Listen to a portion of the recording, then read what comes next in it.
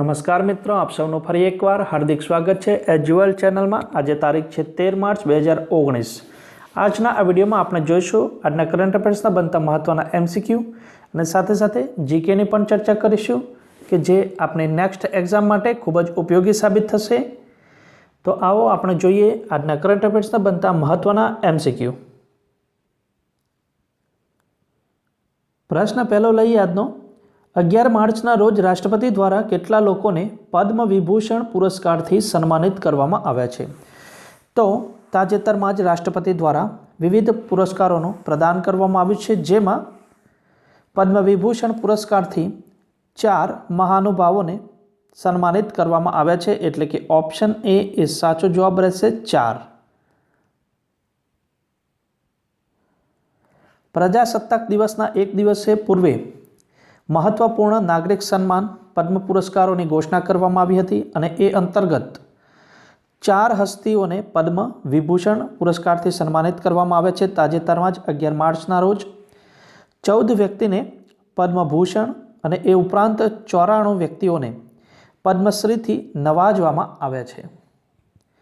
આ એવોર્ડ કલા, સામાજિક સેવા, સામાજિક મુદ્દા, science and technology, business and industry, સાહિત્ય, શિક્ષા, રમતગમત, સિવિલ સર્વિસીસ વગેરે ક્ષેત્રમાં ઉત્કૃષ્ટ કાર્ય કરવા બદલ આ વિવિધ પ્રકારના પુરસ્કારથી સન્માનિત કરવામાં આવતા હોય છે। આપણે જાણીએ કે કયા કયા 4 મહાનુભાવોને પદ્મ વિભૂષણ પુરસ્કારથી સન્માનિત કરવામાં આવે છે। આપ સ્ક્રીન પર જોઈ શકો છો। આ પુરસ્કાર મેળવનારાઓમાં લોકગાયિકા તીજનબાઈ કે જેમને પદ્મ વિભૂષણથી સન્માનિત કરવામાં આવે છે, તીજનબાઈ। એ ઉપરાંત બીજું નામ છે ઇસ્માઇલ ઉમર ગુલે કે જે વિદેશી છે। એ ઉપરાંત નામ છે અનિલ કુમાર મણિભાઈ નાયક, બલવંત મોરેશ્વર પુરંદરે કે જેમણે આ 4 વ્યક્તિઓને પદ્મ વિભૂષણ પુરસ્કારથી સન્માનિત કરવામાં આવ્યા છે। આ ઉપરાંત આપણે વાત કરીએ તો ગુજરાતમાંથી આ વખતે 6 લોકોને પદ્મ એવોર્ડ મળ્યા છે। તે કોણ કોણ છે 6? આ હસ્તીઓમાં જોઈએ તો જ્યોતિ ભટ્ટ આર્ટ એન્ડ પેઇન્ટિંગ ક્ષેત્રે, મુક્તાબેન પંકજકુમાર દાગલી સામાજિક કાર્ય અને દિવ્યાંગ વેલફેર ક્ષેત્રે તેમના કામ બદલ તેમને આ પુરસ્કારથી સન્માનિત કરવામાં આવે છે। Joravarsinh Jadav art and folk dance. આ ઉપરાંત જોરાવરસિંહ જાદવ તેઓ એક ગુજરાતી લેખક પણ છે। Abdul Gafur Khatri art and painting ક્ષેત્રે। એ ઉપરાંત આપણે જોઈએ તો વલ્લભભાઈ વશરામભાઈ મારવાણિયા એગ્રીકલ્ચર ક્ષેત્રે ઉત્કૃષ્ટ કામગીરી કરવા બદલ તેઓને પદ્મશ્રી પુરસ્કાર સન્માનિત કરવામાં આવે છે રાષ્ટ્રપતિ દ્વારા। બિમલ પટેલ આર્કિટેક્ચરને પદ્મશ્રી એવોર્ડથી નવાજવામાં આવ્યા હતા। આ કુલ 6 ગુજરાતીઓને। આપ ઇમેજમાં જોઈ શકો છો આદરણીય રાષ્ટ્રપતિ Shri president of India Shri Vallabhbhai Vashrambhai મારવાણિયાને ખેતી ક્ષેત્રે પ્રદાન બદલ પદ્મશ્રી એવોર્ડ એનાયત કર્યો છે। શ્રી વલ્લભભાઈ એ ગુજરાતમાં ગાજરની ખેતીને લોકપ્રિય કરવામાં અગ્રેસર રહ્યા છે। તેઓ આપ ઇમેજમાં જોઈ શકો છો પદ્મશ્રી પુરસ્કાર મેળવતા શ્રી વલ્લભભાઈ વશરામભાઈ। આ ઉપરાંત આપણે વાત કરીએ કે ભારત રત્ન 2019માં કોને કોને પ્રાપ્ત થયો હતો? તો અહીંયા મેં લખ્યું છે, આપ સ્ક્રીન પર જોઈ શકો છો, નાનાજી દેશમુખ કે જેઓ આરએસએસના લીડર હતા, તેમને ભારત રત્ન પુરસ્કારથી સન્માનિત કરવામાં આવ્યા હતા 2019માં। ત્યારબાદ વાત કરીએ આપણે પ્રણવ મુખર્જી પૂર્વ પ્રેસિડેન્ટ ઓફ ઇન્ડિયા। ત્યારબાદ ભૂપેન હજારિકા કે જેઓ આસામના મહાન સિંગર છે, તેઓને પણ ભારત રત્નથી સન્માનિત કરવામાં આવ્યા હતા। તાજેતરમાં કયા રાજ્યમાં ઓબીસી માટે અનામત એ 27% આપતા અધ્યાદેશને રાજ્યપાલની મંજૂરી મળી ગઈ છે? તો મધ્યપ્રદેશ રાજ્યમાં, એટલે કે ઓપ્શન બી એ સાચો જવાબ રહેશે, મધ્યપ્રદેશ રાજ્ય। મધ્યપ્રદેશમાં ઓબીસી માટે પહેલાં 14% અનામત હતી અને જે હવે 13% વધારીને કુલ અનામત કરી દેવામાં આવી છે 27%। અને આ પહેલાં આપણે જાણીએ 14% હતી, 13% વધારીને કુલ 27% અનામત કરી દીધી।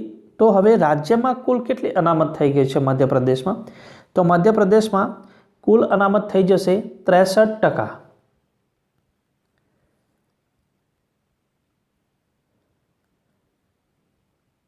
મધ્યપ્રદેશમાં અનામત ઓબીસી માટે વધારવામાં આવી છે। તો આપ મેપમાં દેખો, આ છે મધ્યપ્રદેશ રાજ્ય।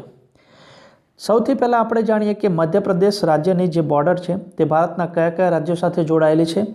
રાજસ્થાન, ગુજરાત, મહારાષ્ટ્ર, છત્તીસગઢ અને ઉત્તર પ્રદેશ, આટલા રાજ્યો સાથે મધ્યપ્રદેશ રાજ્યની બોર્ડર એ જોડાયેલી છે, એટલે કે કુલ 5 રાજ્યો સાથે જોડાયેલી છે બોર્ડર।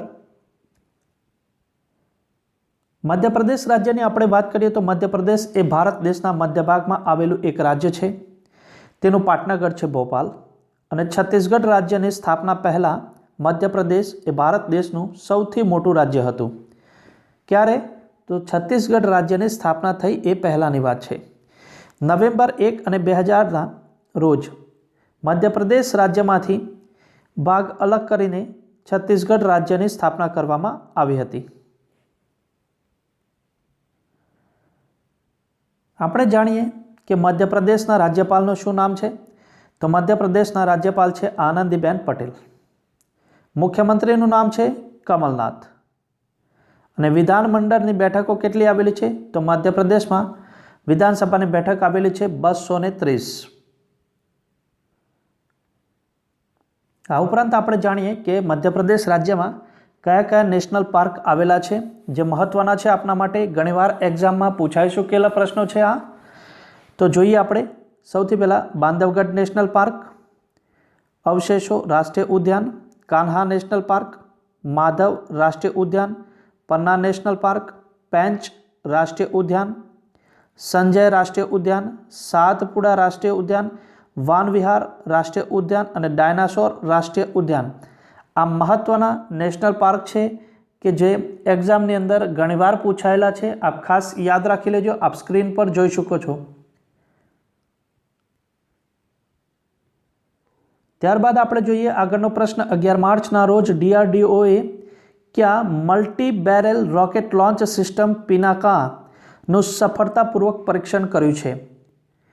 તો પોખરણ, ઓપ્શન એ સાચો જવાબ છે। તાજેતરમાં જ 11 માર્ચના દિવસે DRDO દ્વારા પોખરણ કે જે રેન્જ રાજસ્થાનમાં આવેલું છે ત્યાં DRDO દ્વારા multi barrel rocket launch system પિનાકાનું સફળતાપૂર્વક પરીક્ષણ કરવામાં આવ્યું છે। આપ ઇમેજમાં જોઈ શકો છો, આ છે Pinaka system, multi barrel rocket launch system Pinaka તાજેતરમાં જ સફળતાપૂર્વક પરીક્ષણ કરવામાં આવ્યું છે, જેની મારક ક્ષમતા છે 70 થી 90 કિલોમીટર રેન્જ। સફળતાપૂર્વક પરીક્ષણ કરવામાં આવ્યું છે DRDO દ્વારા। તો આપણે જાણીએ DRDOનું full form, defence research and development organisation એ DRDOનું ફૂલ ફોર્મ થાય છે। હવે જાણીએ કે તેની સ્થાપના એ ક્યારે કરવામાં આવી હતી? તો DRDOની સ્થાપના કરવામાં આવી હતી વર્ષ 1958માં। 1958માં DRDOની સ્થાપના થઈ હતી અને એ જ વર્ષે 1958માં નાસાની પણ સ્થાપના કરવામાં આવી હતી। આપ ખાસ બંને લિંક કરીને સાથે યાદ રાખી શકો છો। DRDO અને નાસા બંનેની સ્થાપના 1958માં કરવામાં આવી હતી। DRDOનું હેડક્વાર્ટર્સ ક્યાં આવેલું છે? તો નવી દિલ્હી ખાતે। નવી દિલ્હી ખાતે DRDOનું હેડક્વાર્ટર્સ આવેલું છે। આ ઉપરાંત આપણે વાત કરીએ કે DRDOનો મોટો શું છે? તો બલસ્ય મૂલમ વિજ્ઞાનમ। બલસ્ય મૂલમ વિજ્ઞાનમ એ DRDOનો મોટો છે। આપ અહીં ઇમેજમાં જોઈ શકો છો ધ ઓનરેબલ રક્ષામંત્રી શ્રીમતી નિર્મલા સીતારમન। ત્યારબાદ આપણે નીચે મધ્યમાં આપ જોઈ શકો છો ધ ઓનરેબલ રક્ષામંત્રી રાજ્યકક્ષાના ડૉક્ટર સુભાષ ભામરે। એ ઉપરાંત આપ જોઈ શકો છો secretary department of defence research and ડેવલપમેન્ટના ચેરમેન છે DRDO। કોણ છે? જી સતીશ રેડ્ડી। આપ ઇમેજમાં જોઈ શકો છો। નેક્સ્ટ ક્વેશ્ચન આપણે જોઈએ કે ICC વર્લ્ડ કપ 2019ની સ્પોન્સર કઈ કંપની બની છે? તો તે કંપનીનું નામ છે ગો ડેડી. ઓપ્શન ડી એ સાચો જવાબ રહેશે. ગો ડેડી કંપની દ્વારા સ્પોન્સરશિપ લેવામાં આવી છે આઈસીસી વર્લ્ડ કપ 2019ની. ઇન્ટરનેટ વેબસાઇટ્સના નામો તથા રજિસ્ટ્રેશન મેનેજમેન્ટ બિઝનેસની અગ્રગણ્ય ભારતીય કંપની ગો ડેડીએ ઇન્ટરનેશનલ ક્રિકેટ કાઉન્સિલ એટલે કે આઈસીસી સંસ્થા સાથે તેના સહયોગની જાહેરાત કરી હતી અને તે આવતા મે મહિનામાં રમાનાર 12મી ICC men's cricket world cup 2019ની એ સત્તાવાર પ્રાયોજક બની છે. કઈ કંપની છે તે ખાસ નામ યાદ રાખી લેજો, ગો ડેડી. આપ ઇમેજમાં જોઈ શકો છો આ રીતના લોગો રહેશે ગો ડેડી કંપનીનો, જે આઈસીસી વર્લ્ડ કપ 2019ને સ્પોન્સર બની છે. વેબ પ્રોવાઈડર કંપની છે, તે એક પ્રસિદ્ધ કંપની છે. હવે આપણે જાણીએ, અહીંયાથી મહત્વનો પ્રશ્ન એ થાય કે 2019નો વર્લ્ડ કપ એ ક્યાં યોજાશે? 2019નો આ વર્લ્ડ કપ યોજાશે ઇંગ્લેન્ડમાં. અને કેટલામો આ વર્લ્ડ કપ હશે? 12મો વર્લ્ડ કપ હશે. અચ્છા, 2019નો વર્લ્ડ કપ ઇંગ્લેન્ડમાં યોજાશે, તો 2015નો વર્લ્ડ કપ જે 11મો વિશ્વકપ હતો ક્રિકેટનો, તે ક્યાં યોજાયો હતો? તો 2015નો આઈસીસી વર્લ્ડ કપ યોજાયો હતો ઓસ્ટ્રેલિયા અને ન્યૂઝીલેન્ડમાં. હવે આપણે જાણીએ કે 2023નો વર્લ્ડ કપ એ કયા દેશમાં યોજાશે? તો 2023નો આઈસીસી વર્લ્ડ કપ એ યોજાશે આપણા દેશ ભારતમાં. ત્યારબાદ આપણે આગળનો પ્રશ્ન જોઈએ કે તાજેતરમાં પુરાતત્વવિદોને ક્યાં હડપ્પા સભ્યતાના એક વિશાળ કબ્રસ્તાનની શોધ કરી છે? ક્યાં આગળ શોધ કરી છે? કચ્છમાં. ઓપ્શન સી એ સાચો જવાબ છે. હડપ્પા સભ્યતાના એક વિશાળ કબ્રસ્તાનની શોધ કરવામાં આવી છે.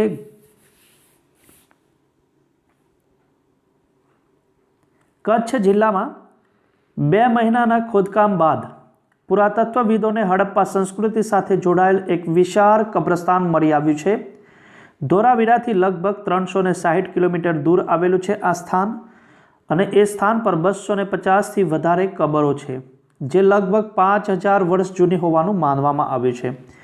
નિષ્ણાતોનું કહેવું છે કે આનાથી એ સંભાવના મજબૂત બની છે કે એ સમયે અહીં માણસોની સારી એવી વસ્તી રહેતી હશે.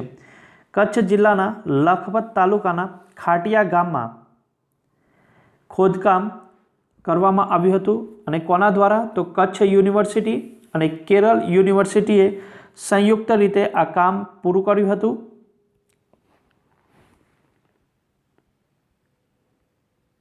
એક અંદાજો લગાવવામાં આવ્યો છે કે અહીં મળી આવેલી 250થી વધુ કબરો એ 4600થી 2500 વર્ષ જૂની, 2500 નહીં આવે, 5200 વર્ષ જૂની છે. આ કબ્રસ્તાનમાં 300થી 300 મીટર આકારનું છે, અને આમાંથી અત્યાર સુધી 26 કબરોનું ખોદકામ થઈ ચૂક્યું છે. કયા તાલુકાની વાત છે? આ કચ્છ જિલ્લાના લખપત તાલુકાની. આપ ખાસ યાદ રાખી દેજો. આ કબરની આપણે વિશેષતા જોઈએ તો ગુજરાતમાં પહેલીવાર એ લંબચોરસ કબ્રસ્તાન મળી છે આ. અને આ પહેલાં મરેલી કબરો ગોળાકાર હતી, અર્ધગોળાકાર હતી. આ કબરોમાં જાનવરોના અવશેષો પણ મળી આવે છે. ખોદકામમાં છીપલાઓમાંથી બનેલી બંગડીઓ, પથ્થરની ઘંટીઓ, પથ્થરની બ્લેડ પણ મળી હતી, અને કબરોમાંથી માટીના બનેલા વાસણો પણ મળ્યા છે. કબરમાં વધુમાં વધુ 19 અને ઓછામાં ઓછા 3 વાસણ રાખવામાં આવ્યા હતા. આપ ખાસ આ બધી ડિટેલ યાદ રાખી લેજો.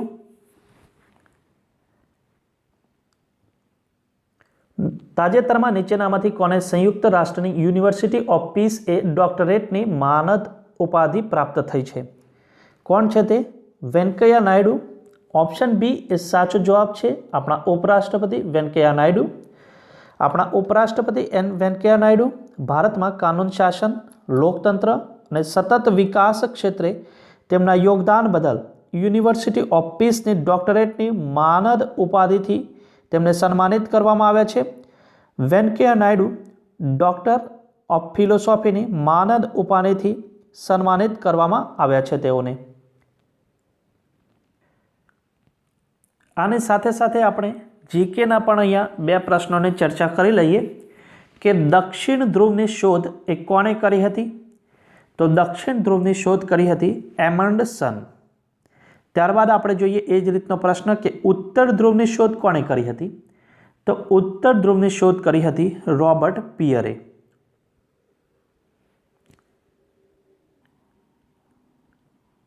વિડીયો જો પસંદ આવ્યો હોય તો લાઈક જરૂર કરજો અને કોમેન્ટ બોક્સમાં પણ જણાવજો કે જેથી પ્રોત્સાહન મળતું રહે અને આપના માટે આવા જ અન્ય વિડીયો પણ બનાવતા રહીએ.